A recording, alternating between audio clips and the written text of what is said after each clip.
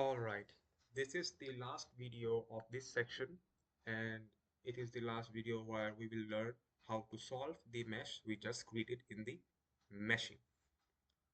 So to do that, let's just save our mesh first.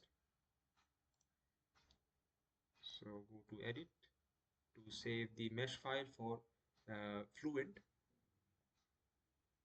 The ANSYS meshing software is opening. It will take some time.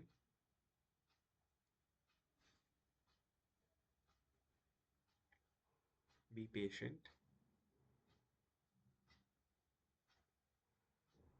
Here is our previously solved ANSYS meshing file. You can see the mesh here.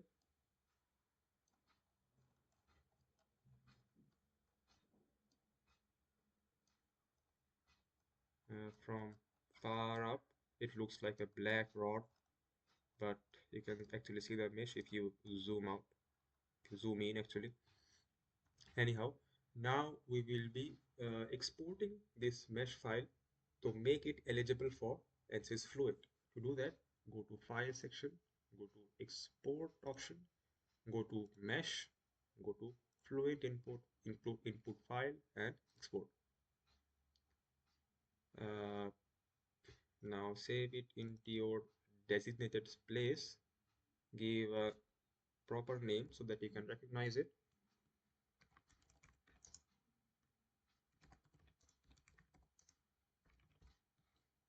All right. So now you can close this access meshing. Our next task is to open Fluent. Now go to your Windows button, search Fluent, then open it. Again, this will also take some time. So this is the first interface of ANSYS Fluent. To understand what all of this configuration means, I will explain all of this. So we have two parts, meshing and solution. We already have done our meshing, so we don't need this part. We just need the solution part. So we are choosing solution. Next, the capability level. It can choose any one of these, but premium is the best. It is also applicable for student version as well. Mine is also student version. So choose dimension for 3D, as our pipe is a 3D pipe, not a 2D. And this is the solver processes. This will determine how many cores do you have in your processor. My processor have in my laptop just have 4 cores, so thus I'm choosing 4. If you have 8 cores, then choose 8. Now let's start.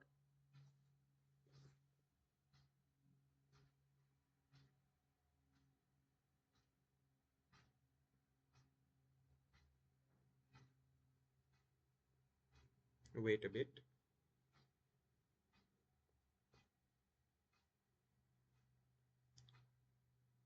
Try to close anything that is running in the background like Chrome,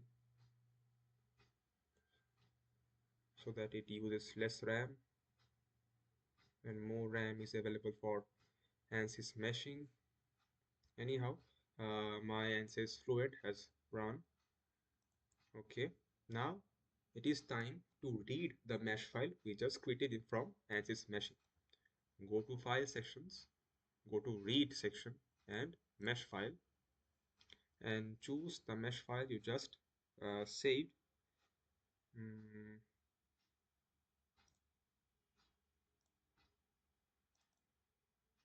So I'm not seeing any type of mesh file here. I saved my mesh file here, but I don't see it because my mesh files type is set to this msh.h5. But normally, a mesh file imported from ANSYS meshing, the extension type is .msh only. So to change that, go here and choose here. Now I can see the mesh file. Okay.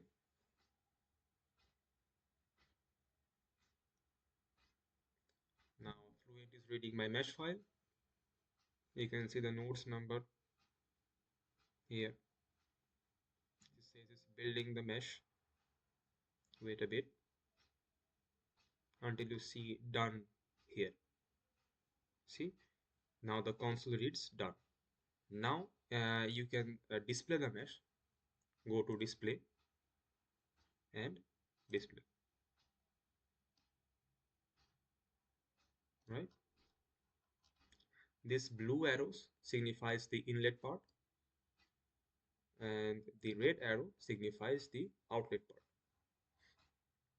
Okay. You can also choose what you want to see on the Fluent window. You can choose wall to close and display. You can just see the inlet and the outlet. If you choose the wall, it will show the whole pipe. Anyhow, close it. Now, for to start solving this mesh, there are several steps to follow. For the sake of simplicity, I have write it down here. You can take a screenshot so that it will be helpful for you as well. Wait.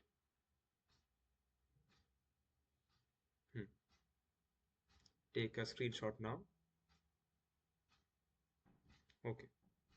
So now we will start going through all of these steps.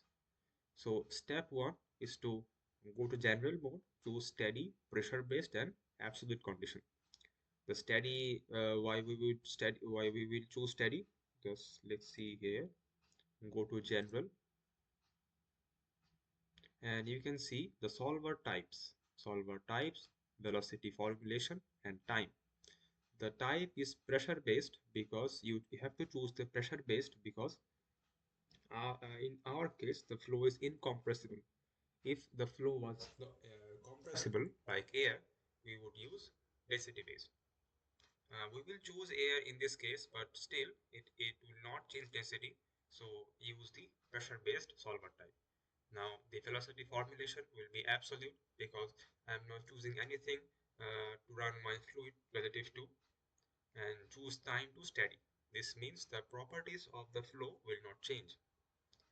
If the case is such that the properties of the flow will change, choose the transient option here.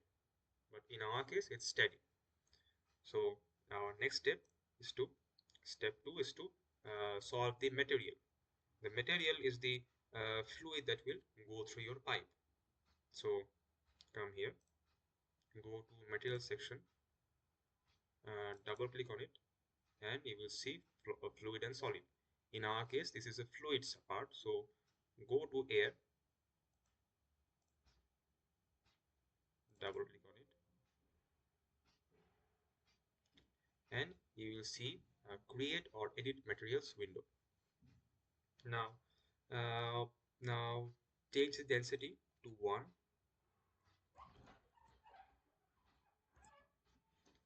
and change the viscosity to 0.002 and create, change or create. Tapping on this is important. If you don't tap on this, then this will not be saved. So change and create. Okay, now close. Then go to the boundary conditions. The boundary conditions is what the conditions that will be applied on the inlet, outlet, walls, or the inlet fluid part. So go first to the inlet part, come here, velocity inlet, and choose edit. Wait a bit. Now come here, velocity specification method. This is actually our step. This is actually our step 3. All right, boundary condition to inlet to then velocity specification method, and choose magnitude and direction. We will choose it now here. Choose come here, velocity specification method, and change it to magnitude and direction. So give your velocity value here. It is 1 meter per second in our case. And now it is time to describe the directions. As you can see,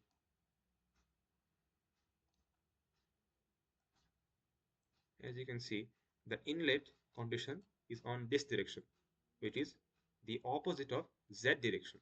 So the direction along the z direction will be minus because it is going opposite of this direction, right? And there is no fluid velocity in the y direction or x direction.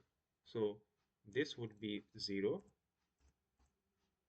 this would be 0, and about the z direction would be -1. And apply and close. Next, go to the wall.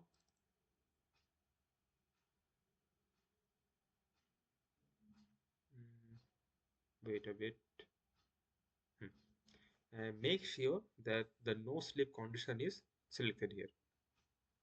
No slip means that the material will flow, metal that will flow through the pipe will face a no slip condition. That is the initial condition for boundary effect.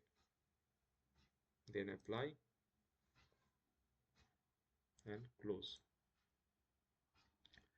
Now go to the reference values. This is actually a step 4, and look at these values. First, the area of the cross section of our pipe is pi into d square by 4. Our d is 0.2, so the area comes to be 0.0314. The viscosity is 0.002 for Reynolds number 100. As our case is a laminar flow pipe, so for laminar cases, Reynolds number has to be 100 or less. So for Reynolds number 100, the viscosity comes out to be 0.002. If you have confusion understanding this, just look up for the Reynolds number equation and you will understand how did I get this viscosity equation. The velocity is 1 meter per second, density is 1 kg per meter cube, and length is 8 meter, as I mentioned in my design modeler video.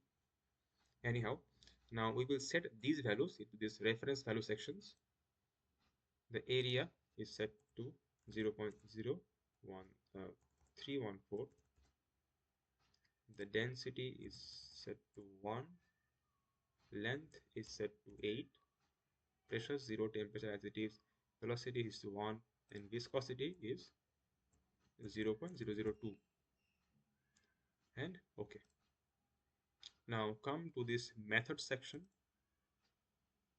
Double click on the method and you will see this type of task page, and choose the scheme as coupled. If it is not selected, then use coupled. All right, now go to the control section. If you see no coordinate number, it is actually a step 6 now. I mean step 5 actually. The step 5, we just choose the solution method to coupled section. Now come to step 6, that control, and select the flow coordinate number to 200. If it does not appear, it is not a problem. In our case, if I choose control, the flow coordinate number does not appear, then this is not a problem. Just go to the next steps.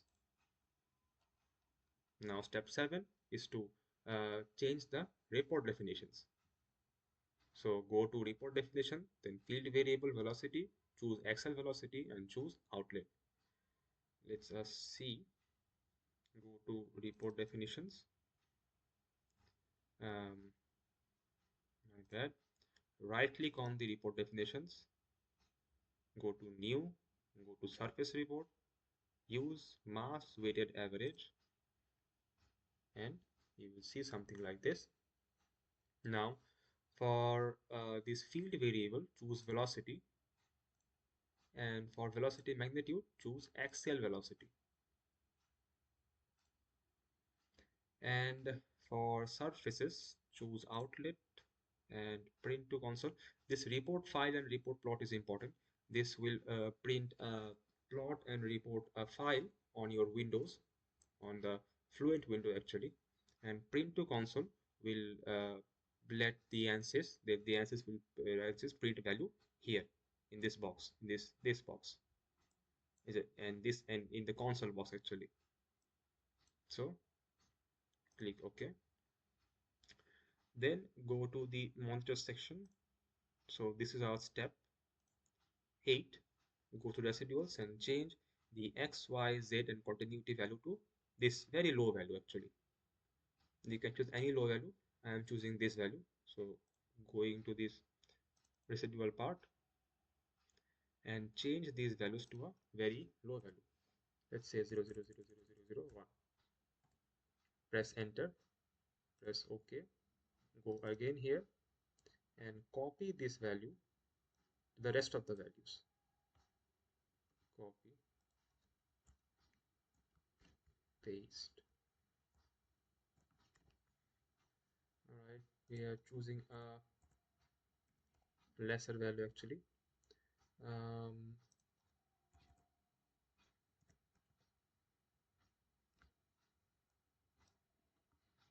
and copy and paste.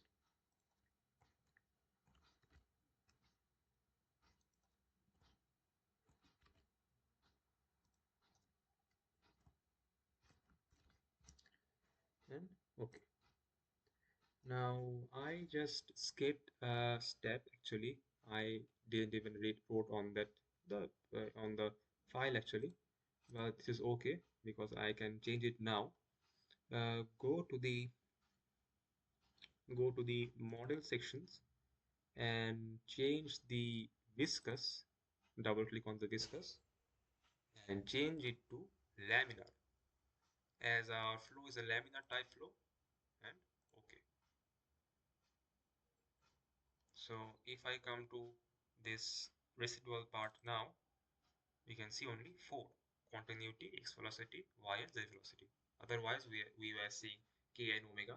That is not our considerations. And click OK. Now go to these convergence conditions, double click on it, and choose active and add, change it to report F0 and change this criteria to 1.3. This is the average velocity. Anyhow, you can choose any condition is met or all conditions are met. We have actually three conditions here. One condition is this condition, that stop criterion is 1.3 velocity. If anyhow the pipe gets a velocity more than 1.3, the calculation will stop the meshing. What are the other conditions? The other conditions are the iteration number, that is 1,000, that we'll set now. Okay, and go to the initialization option, go to the standards initialization. Before going that, go to the run calculation and change this number of iteration to 1,000. Now this is a second condition. The first condition was this one.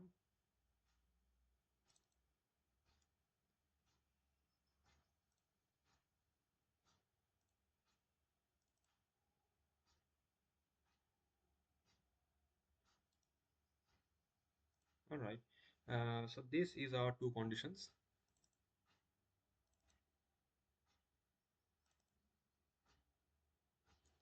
This 1,000 and the velocity value of 1.3. So any of this condition is met, the flow will stop. I mean the solution is flow method is will stop. And now we will calculate. Let's start calculating. Oh, my bad. I did initialize. Then first go to the initialization, choose standard initialization and compute from inlet, and it will automatically get this value. Now initialization is done, and now let's run our calculation. Double click on this part and calculate. We will see a plot. Here's the iteration number, and this is the mass weighted average axial velocity. You will see a beautiful graph being plotted here.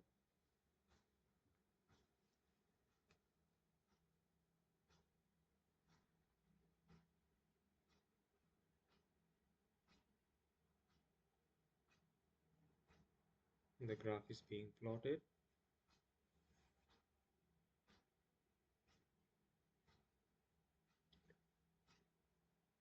We can actually stop the solution method when we get a straight line in this graph. Along this, we haven't gotten yet a straight line, although maybe after 35 or 40 iterations, we will get a straight line here. So we don't need 1000 iterations. We may need just 40 or 45. Let's let it run a bit. Let's see what other graphs looks like. The scale residuals graph is still not converged, so let it run a bit.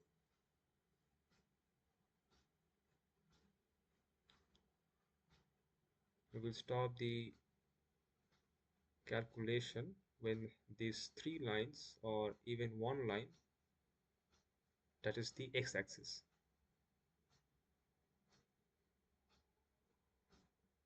or we get a straight line from all of these three lines.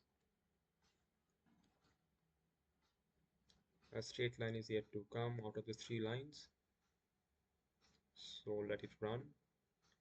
And you can see only 7% of our calculation is done because we are at iteration number of 79, but our iteration number is 1000, so it will take some time. Be patient and look at this graph.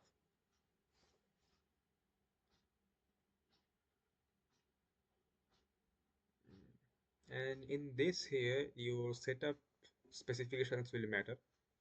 If you have a higher, better setup, then it will take lesser time.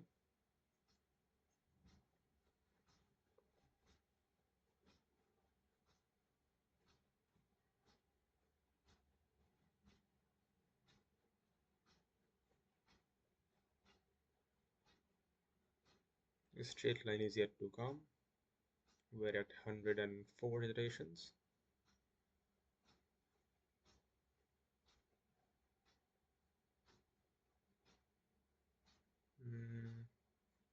And I guess we are getting a straight line now from all of these three lines.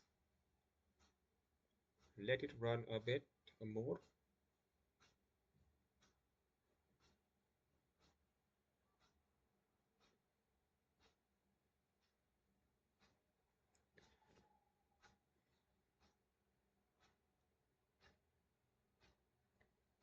In our numerical analysis course, we did the same thing actually. This is the convergence criteria where I set the least value to 1 to the power minus 14. It is a very less error, and I think we can stop here because we are getting a straight line, so we stop here. And this is our scale residual graph, and this is our mass with the divergence axis velocity graph. And we can look at the mesh. Now we will look at the velocity contour plot to see how the velocity of the fluid will come to this pipe. For that, go to results section, go to the contour, choose new, choose contours of as velocity and velocity magnitude, choose velocity magnitude. You can choose, go to a new surface, make a new plane so that you can see a cross-sectional view of the pipe. It is on YZ plane actually. Let me zoom it properly. It is very way out of zoom.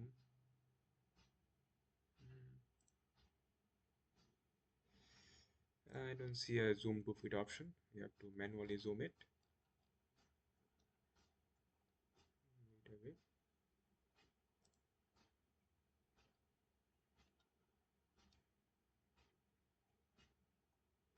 Yes, you can see it now properly. Now the YZ plane is between the pipe. You can see it's going right through the pipe. Now choose create and choose here at 0 and save display and save display.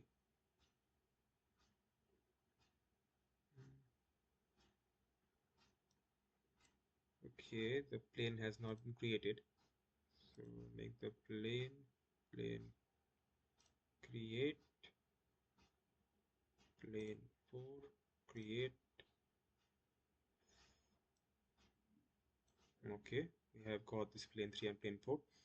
Anyhow, close this and choose plane 3 to save and display. See, we are seeing a very beautiful solution of our laminar flow pipe. We can zoom it here. We can even see the parabolic graph of the flow. It is at the inlet. This is a parabolic shape we just saw in the fluid mechanics 1 course, which we read that the flow conditions, the velocity profile in a pipe will come to be a parabola shape. This is a parabola shape here, and at the outskirts of the pipe there is null velocity. You can see null velocity. That means the fluid is not flowing.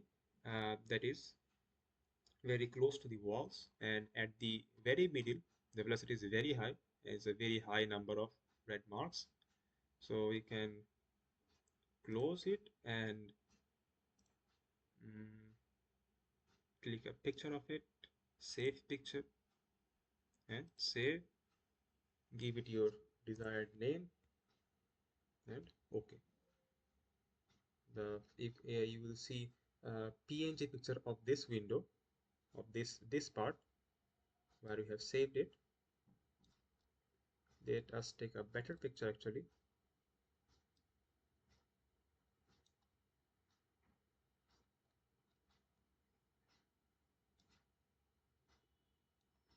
Okay, zooming it is a hard task.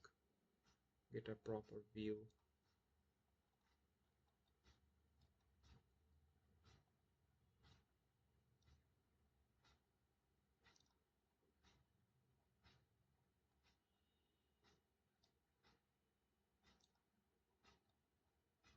All right, this is good enough.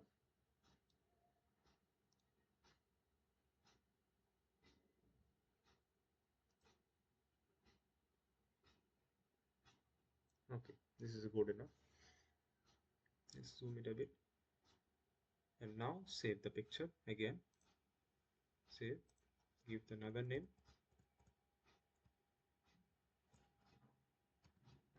Laminar flow in a pipe.